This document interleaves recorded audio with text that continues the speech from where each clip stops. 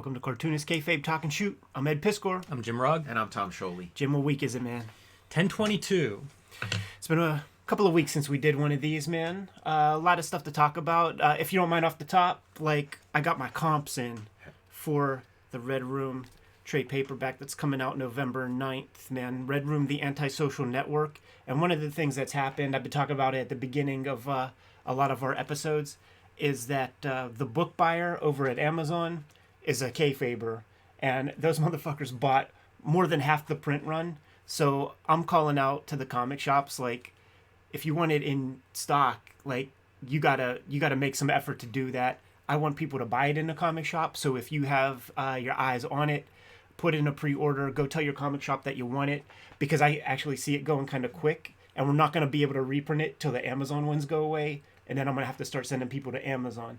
So not only that, man, with printing turnarounds being what they are now, it could be time in between those printings. It's true. So there's 70 extra pages, probably more, a lot of extra artwork, and we're going to do a big video closer to the date that this comes out, which coincidentally will be just a couple days after our third anniversary, which is November 5th, man. Remember the 5th of November, and we got 50,000 subscribers under that date. Yeah, that's exciting. Thank you to all the Cartoonist Kayfabe loyalists out there that share these videos. Tell your friends about them. Tell the local comic shops. Share them on social media, because that's how we get those 50,000. And it's been exciting watching that number grow. I've seen people comment on various milestones that we've hit in the past. 10,000, 5,000, some of these numbers. 50,000, a big one. We almost doubled by this time last year. Something like 47% increase since this date last year. Nothing to sneeze at. No, it isn't. However, it's still just the start. Yeah, honestly, when we hit 100,000, that's when I'm really going to start getting serious about dreaming up a Cartoonist Kayfabe comic festival. Mm-hmm. That's going to happen in the future, I think, man. We're going to bring all these people together because we're creating and sort of shepherding a community of people who really care about comics with no BS attached to it. Why not put all these people in the same room? It's going to be in Pittsburgh. If you want something done right, you got to do it yourself. We don't have any shows here in town. We've never had any shows here in town that really had what I needed. So we're going to have to make it ourselves. But that's the cart before the horse, man. I need at least 100,000 subscribers before I could even get serious about it. So we need to double the subscription numbers in the next year. 6 months. That's even better. I like that.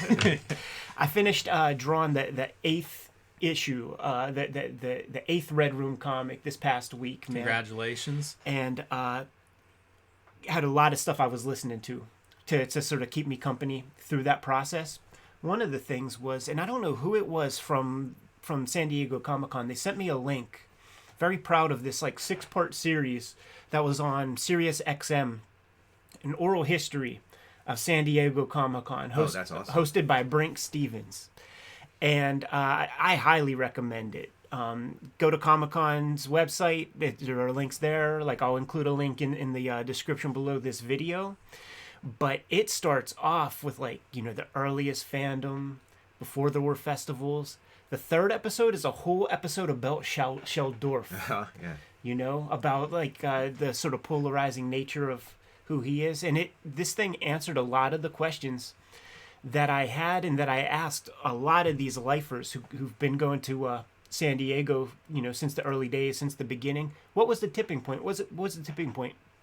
Nobody would give me a clear explanation, but this documentary series lays it out. Mm-hmm. And it started with, there was one sort of wise publicist type person at Fox who started with, it was Star Wars, and it's we invested this money in this movie. Yeah. We need to try to make some of this money back. And he knew about fanzines, and he knew about ravenous geek culture, because the way they cite it in the doc is that it's it was people from San Diego fandom who were the Trekkies and shit that made it possible for that show to get a 3rd season, because they wanted it, and the network was if you could get us 1 million signatures, we'll do it. And through fandom, through fanzines, through the network of the San Diego, nerds and stuff. They made that shit happen.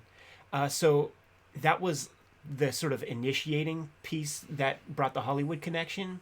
And then they said that like the real big one was like started with Ghostbusters in '84. So they described it that it was really happening that early, where now there's like, I don't know, an Ecto-1 in on the floor of the hotel or something like that. But anyhow, this is all laid out in this doc. Fantastic. My one criticism, because I do think that it was created by fanboys in a way, so they just either don't care that you don't know who Scott Shaw is or something. Like there are these voices talking, and you know what Mark Evanier sounds like. I know who Mark Evanier sounds like, but like they're not saying Mark Evanier and then allow him to like say his piece. So it's like that's like the one kind of fan part where they're just assuming what Stan Sakai sounds like, and I know what he sounds like, but that could be amateur podcast or amateur producers. Yeah. Also, that idea of have that lead in of whose voice are we hearing here. It never gets redundant. Like I listened to the audio book of that oral history of Saturday Night Live, and it's oral history, so while they're reading it, Dana Carvey, and then they say the statement. It never gets redundant. You want to know who the fuck is saying the words, man. That's what I'm saying is re-edit it real quick, man, and it'll be a masterpiece. That's what got David Lee Roth's radio show canceled, because he just never told us why we should care about Uncle Manny. It's like after the fact we understood. Oh, Uncle Manny, now I get it, but he didn't say it at all during the show. That's a quite praise. If the big complaint is like put in everybody's name, like give us the names before each of their their oral history there. The geeks have won, and there's an hour-long show on SiriusXM about Sheldorf. There's more where that came from if you guys were curious too, because I've been listening to and I completed Act 2 of the Sandman Audible audio book series. This came out this past week. And I listened to the first one and Act 2. These things are, I think the first one is 11 hours. This Act 2 is like 13 hours. Compiles about 20 issues at the very least, maybe 25 issues worth of story. Kind of rewritten by Neil Gaiman. Read in his, like they got proper actors and stuff. Like that James McAvoy guy is Sandman. Okay. And Neil Gaiman reads as like almost like the captions or whatever, describing the visuals.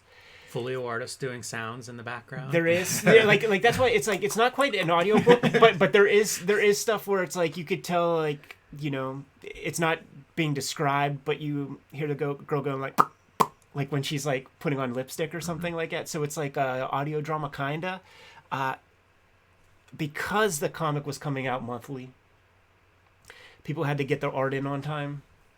So you get the best art that, this guy can produce or that lady can produce. I like this audio thing better, man. Does it count as a comic? Is this what we're evolving into? Like, are we going to be sitting with two coconuts making our comics? We're going to need to talk to Scott McCloud, see if we can edit the definition a bit if you want to fit this one in. We'll see if we can arrange that. It makes perfect sense that it would be better. Because one, like those audio dramas have a long history. It's not like that can't be produced at a very, very high entertaining quality level. And then two, we have this conversation now and then about a manga that'll then be translated into anime, and the anime's better. And it's because like you've got the idea laid out in front of you. Anything that doesn't work, you get to fix. You get to, sort of like mull it over, share it with a bunch of people who are, like-minded, trying to make an audio version of Sandman. And you get to kind of like figure out the best way to present these cool stories and ideas and characters and everything. So it makes sense to me why you'd be able to do a very good version of that. Obviously, it doesn't always work out that way, but I do see how that can be. It's almost like the comics, the first draft. I kind of hate to say that, but it is in a way. It gives you a chance to address things that you might do differently. And thinking about Sandman, the comic book comes out at such an interesting time because now, stylistically, everything exists. Right. There are cartoonists that can do everything. Whatever style Gaiman or whoever would envision, you could find an artist to do that. In the early 90s, man, it was limited. Yeah. It'd be so hard, even if there were these great artists, like even just finding them would be tough in a time when some of the best artists in comics are exchanging their art through the mail. Like, impossible to find some of these outstanding artists or artists that would fit something that's outside of the typical Marvel DC standard. It's great that this exists, because there are a few people that I've had in mind to sort of send Sandman their way, but these people are artists as well, and I just know that they wouldn't be able to get past the visual to, like, you know, explore the lore of it and just the narrative stuff. So this is the solution, you know. Yeah, and not to I'm not shitting on any of the Sandman artists, but I think that, I tried to couch it with the with that monthly schedule shit. but we've talked about it in the context of cartoonists that kick down doors. You know, Frank Miller fights to be able to make comics that aren't just Daredevil, but an actual crime comic. Or Will Eisner wants to do the human condition in these graphic novels, and they sort of expand the landscape for this kind of material to be created, but they may not have the vocabulary themselves to push it to its furthest or to execute the smoothest, best version of it. And I would say Sandman's a book like that, where when I was in college, anybody that read comics, if somebody, you know, an RA or somebody knew I read comics and they say they read comics, it was Sandman. Yeah. That was the book that was like, oh, comics could be for everyone, or they could be for a wider audience, or adults, or whatever the case is. But you still had to, like, figure that out. Like, what's the language for that? Because I know how to draw Batman and Robin, but I don't know how to draw the thing for, you know, 34-year-old, continuing ed major or whatever. Right. And I give those guys credit for that. You know, you're kind of figuring out, like, a new audience, a new look, new types of stories. That's a lot of ground to cover in a monthly book. Yeah. You're talking about, like, the comics is the first draft. Like, the comic can be a first draft for another comic.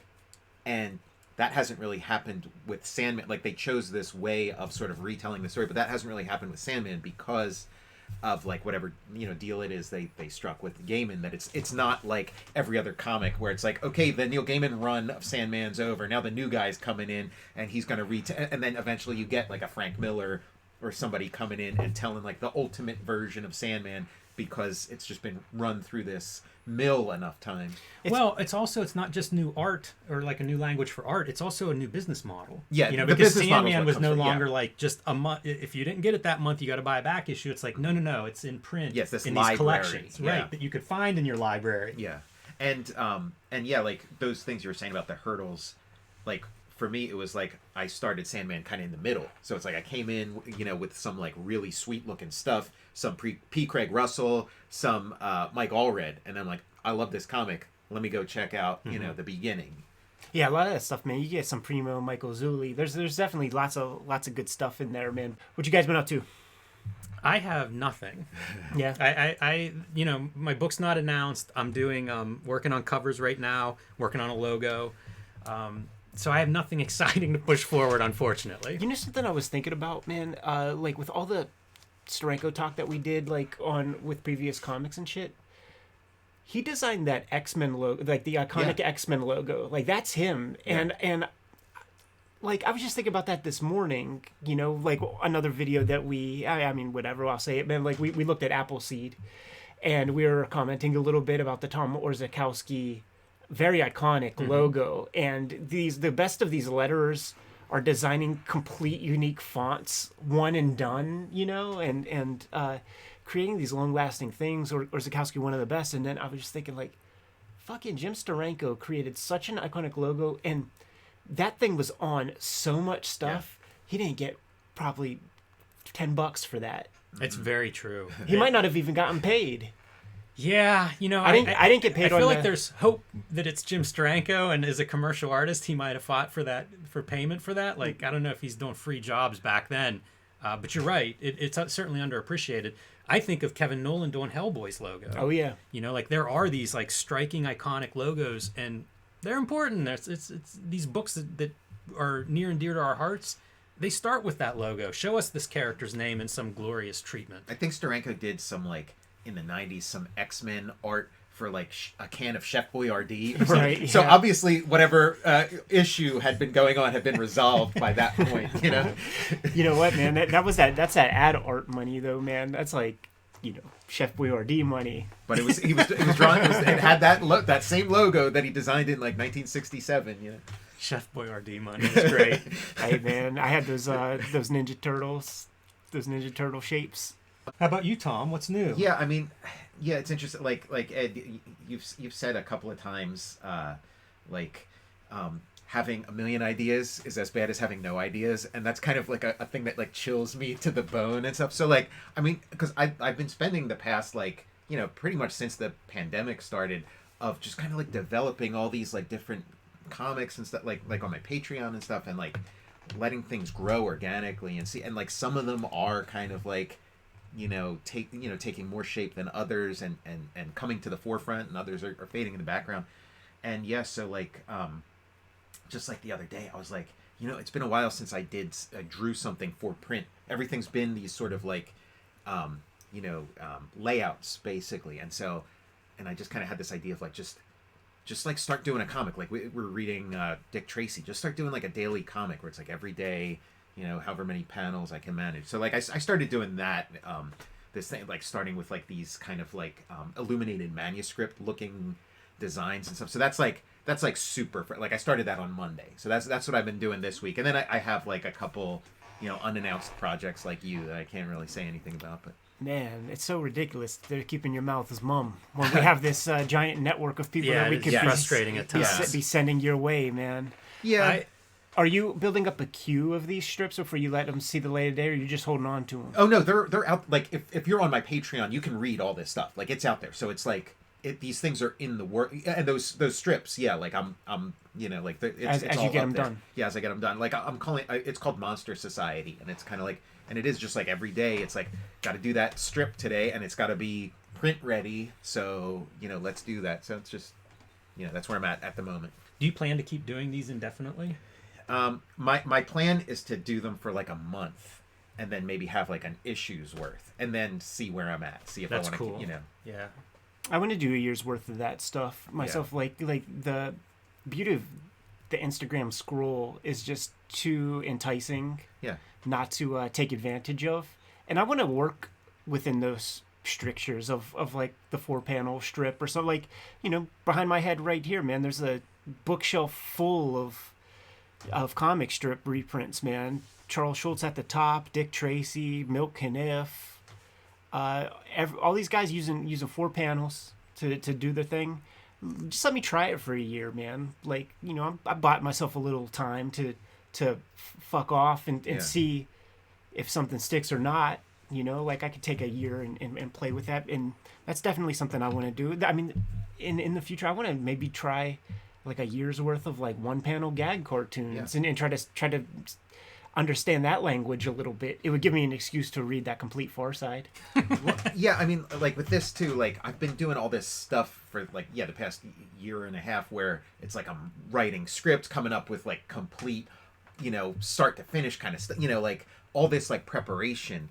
And this one, I'm like, I want to do something with no preparation. Like where the preparation is just like the whole life that I've lived up to this point. And let me just sit down and make and like, the clock's ticking. Got to have one done today. Let's do it, Seems to be serving Ben Merrow real well, man. Oh yeah, I love what he's doing with his. Yeah, his audience has grown double since he started his strip. Mm-hmm. I have a storytelling story. Maybe not a story. I listen to Jim Cornette's wrestling podcast, and he's been doing reviews of contemporary wrestling shows. And he was talking about, but it usually, like stories will spin out of that. And it's a lot of craft of wrestling and the storytelling in wrestling, which is what got me into wrestling podcasts to begin with. And he told this, and I've never heard this before, but it was about the way announcers work in the storytelling of wrestling. And obviously they're putting someone over, they're building something up. But he was saying, Kevin Sullivan told him this when he was the booker at WCW in the 80s. If he would have like a really hot angle coming up and something would happen, the next segment he would book sort of an uninteresting match with the instruction that those announcers continue to talk about the previous hot angle. Like he would book time in after the fact, but that was part of the booking of the show. That was part of the storytelling where it was like, we can't have the action in the ring obliterate what you guys are talking about just happened in the previous segment. I've never heard that described, but it's amazing. That's like sick. I love these ideas of like, how does the referee tell the story? How did the announcers tell the story? And how do you conceive of it and present it to get the most out of these different pieces? Cornell would talk about, like in the Memphis territory, like one or two of those announcers weren't smart to the business. So this guy, like, these guys would, he's like the weatherman, during the day or something. And just going off and like getting crazy and like getting into fights with like arguments with the actual wrestlers when they come by, because they were that protective back then that they weren't just going to let anybody know. And sometimes they would have those straight up announcers, man, that were just completely ignorant to the kayfabe. It's interesting to me because, like, since we do everything ourselves in comic books, we can make the lettering tell a story, you know, by having maybe a different font or style. You can make the page turns vital to that reveal to really like create an impact. And I don't know that everybody gets to do that makes comics or gets to think that way. But if you're controlling all the parts, like, figure out how you get the most out of each of those elements. Speaking of that, man, on Instagram stories, people were showing us. They were tagging Cartoonist Kayfabe in like Kick-Ass trade paperbacks and stuff, showing us where the page turns were. Yes. And if you were curious, man, the one piece that we said, oh, like that first one that works. Should be, like that. It wasn't a left-handed reveal. The reveal was the boy in the costume, and then the following spread is he's standing there looking in the bedroom mirror. Like, that's the spread, man. And it was so awesome that people like helped us out in that way, man. They jumped out, like pulled out their books and just put it out there, man. Showed us the proper reading flow. So curious that like why not just retain that? Yeah.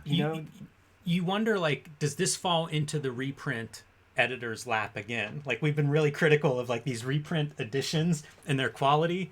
Speaking of feedback from the Kayfabers, loving the Captain America Folio reprints and sort of how they approach those reprints. But I wonder if whenever you're seeing these paginations changing, if that's another one like, get the torches, we're going to the reprint editor's office. Well, yeah, I mean, because we hear about, I don't know, like guys like, like Chris Ware or whoever who like will like fly to China to oversee the printing and stuff. And like, that's incredibly rare. Most creators are just like, fuck that, I'm done. I'm on to the next. Like, I don't even give a shit. It's just kind of like, you guys figure it out, Well, I think if you work in that system to some extent, that's self-preservation. That's that's your mental health. I've turned in my script. Yes. I think you would lose your mind if you were like really trying to like micromanage page flips and color and checking the press. Like, I don't think you could do it and stay in that sort of assembly line system very long. Well, that's what I think about with like Frank Miller, like, it's kind of famous. Now I want to think of Chris Ware like fighting with Marvel or DC editorial or something about every little thing. I'm just thinking about like make that lettering half a point smaller. Like if we were writing for somebody else, man, and you saw the results come back and just get put in a hospital. That's why you kind of hear about these people who kind of work in, and whether it's like a screenwriter or what, like you work in these collaborative things where they just kind of make peace with the idea of like, I'm doing my piece to my standards to the best that I can, and whatever this thing turns into, that's somebody else's problem. You do, because it's going to be different. And who knows, it might be better. The collaborator might be smarter, may draw better, who knows what the case would be. But I do think it's a different mindset whenever it's like, I've done my part, I've turned it in, now it's yours. Like, you guys are, whoever's next or ultimately signing off gets to make these decisions. These things are our babies. It's very different. And none of us have ever been like fed into that kind of machine, and certainly not fed into that kind of machine at an early enough age where it might have changed. Like, at this point, it's like we just kind of are what we are, but who knows? Like doing some of that like Adult Swim stuff that I did, like that was the last collaboration like I've ever done. Outside of this year, like this year is very special, and this is like an example of greater than the sum of the parts. Like, I don't think if I did a YouTube channel all by myself, it would grow as quick as it did. It's like it requires like the multiplication of like 3 different energies. But man, doing that Adult Swim stuff, putting my heart and soul into this, and really caring, and seeing the results of what came out, I did not get out of bed for a month. I didn't. I was so embarrassed. There were articles in the paper, like pumping me up before the thing and stuff, and like, I had aunts and shit calling my parents, so everybody was watching. And when that thing came out, I didn't hear one mumbling word from anybody. And I just wish I could have, like, Men in Black flashlighted, like, everybody, like, and just pretend like they didn't even know it. Well, that's what's kind of interesting working in comics. Like, that's kind of the beauty of it being such, like, a fringe, like, off-the-radar stuff. Like, when you're working on, like, something that's truly mainstream, and even, like an Adult Swim thing is kind of off the beaten path, but it's still on TV. And on TV at a time when, like, TV was more dominant than it is now. So, yeah, it's a different world. It's like, oh, maybe it's better nobody, in my life knows what I'm up to with this stuff. I feel like there are those stories of that sense of failure, but the good news is nobody was there to see it. Yeah, and I guess the way comics works, like, if you do have a success, then the people around you will know. Like, right, they'll have a vague idea of it, but they didn't actually, like, read it. Yeah. Oh, I know. I listened to the Howard Stern interview with Bob Odenkirk. Okay. And it's from a while ago. Oh. Yeah. I don't know. It was before. I think he is okay, but I think it was before he had his collapse on set. But the reason I bring that up is he was promoting Nobody, the film that he did. But they were talking about, it was like a career overview interview. So they're talking about his time at SNL, where he was an asshole, Odenkirk. And I was a fan of his from Mr. Show. So, like, I've liked him for a while, but SNL was before that. But is he and Stern are talking, they were talking about how, like, if you really want to do something different, inevitably you're at odds with your producer or director or publisher, whoever editor, whoever it is that you're working with, because they're in the system. Like, they've made what exists that you want to rebel against.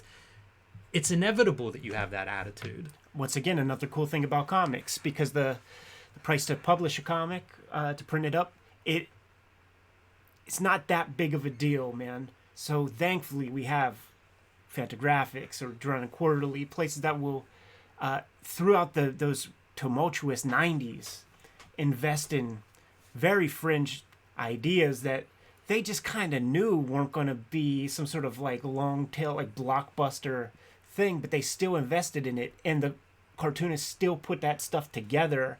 It's so beautiful, and you don't get kicked out. There's not director hell when it comes to comic. There's not comic book hell because you lost $2,000 for somebody or something. You know what I mean? Like, dust yourself off, give it another go. That is one of the greatest beauties of the business of comics, is that you're not losing too much, unless you're like Voyager Communications and, like, getting, like, hedge fund guys to I feel like CrossGen lost a few bucks. But that was his own dude's money. I don't know if that makes it any better. It might hurt more. Yeah, shit, whatever.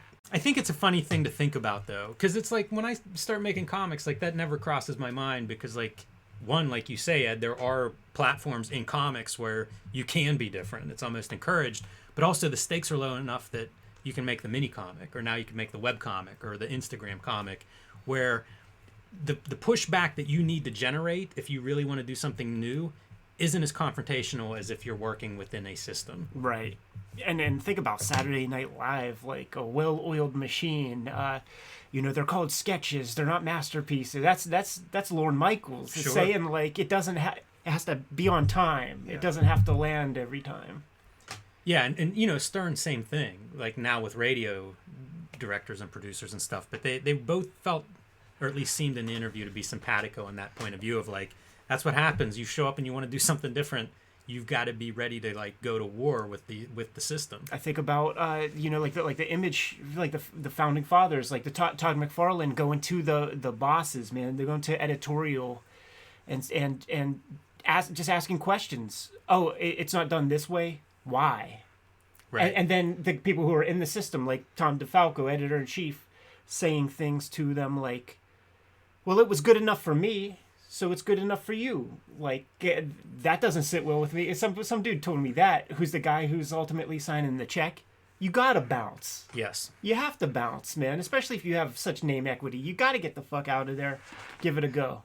In terms of the pushback in comics for those guys, I mean, like, their peers were pushing back. Yeah. Right, yeah. And it's more people just, like, I mean, that's what, when we talk jobber. Like that's jobber mentality. Hey man, like why ruffle the feathers? You know, like my pops was. You're gonna ruin it for all of us. My pops was in the steel mill, like the unions and shit like that. Hey, quit working so fast. You're gonna make us look bad. Like that kind of stuff. You tell me that shit. Yeah, it doesn't work once you leave the Marvel and go into business for yourself. Like, it's time to turn that work up. Yes, absolutely, man. But yeah, examples everywhere. And I don't know about you guys, man, but every month's a new month, and I have some fucking Red Room comics that need working on, man. So, Kayfabers, like, follow, subscribe to the YouTube channel, hit the bell, we'll notify you when new vids are available. Jimmy, what's out there, man? Subscribe to the Cartoonist Kayfabe e-newsletter. We're on Substack now, working out really well. It's a free, our newsletter is free on there for the time being, at least. So subscribe now, see what we're doing there. Don't miss a single video. I was taking a look at some of the back end, right? You got that fly Cartoonist Kayfabe shirt on. We sold thousands of shirts. Ridiculous. Like, we have 50,000 subscribers, but I don't think we sold more than 15,000 shirts. I was about to thank the Kayfabers, but maybe just the Kayfabers that have ordered a shirt. Yeah, man. Like, so, that's... I actually bring that up because, one, super cool to see photos from New York Comic Con and see people rocking the attire. Two, I've been hearing from people who were at the con, and there was a West Coast con that went down. Oh man, off the top of the head, I can't think about, I can't remember, but I've been getting feedback from people we had on the show, from people who were in the audience and like went to shoot interviews and were talking to some of the pros that we were talking to.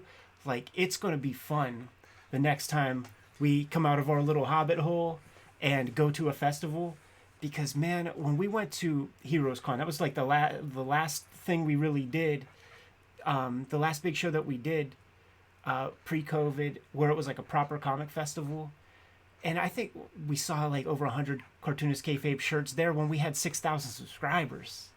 Yeah, so just do the math real quick, Jim. You're the mathlete. Tell us what it's going to be next time. I feel like we can fill up San Diego. What's their big hall there? Fill it up with Cartoonist Kayfabe shirt wearers. Yeah, man. Shit. All right, man. Good to go? All right, man. Give them those marching orders. Let's be on our way. Read more comics.